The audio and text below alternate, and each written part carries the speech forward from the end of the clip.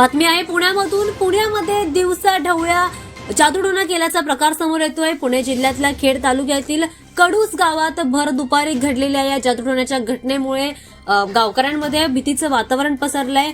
जादूटोणा करतानाचा प्रकार सीसीटीव्ही कॅमेऱ्यामध्ये कैद झालाय। बंद घराच्या दारापुढे दही भात हळद कुंकू लावून नारळ फोडून जादूटोणा केल्याचा प्रकार घडलाय आणि हा संपूर्ण प्रकार हा सीसीटीव्ही कॅमेऱ्यामध्ये कैद झालाय। कडूस गावातील लोकवस्तीतील एका जुन्या बंद घरासमोर हातात पिशवी घेऊन आलेला एक पुरुष भर दुपारी काहीतरी विधी करताना स्पष्टपणे सीसीटीव्ही कॅमेऱ्यामध्ये दिसतंय।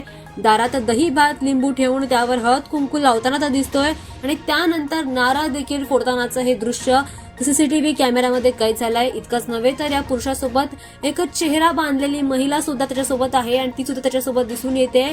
परिसरातील नागरिकांनी जेव्हा त्याला विचारलं तेव्हा त्यांनी मुंबईहून आलोय असं सांगितलं।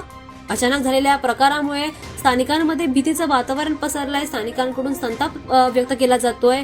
गावकऱ्यांच्या मते या बंद घरासंबंधी मालमत्तेचा वाद सुरू असून त्यातूनच हा जादूटोणा करण्यात आल्याचा अंदाज व्यक्त केला जातोय।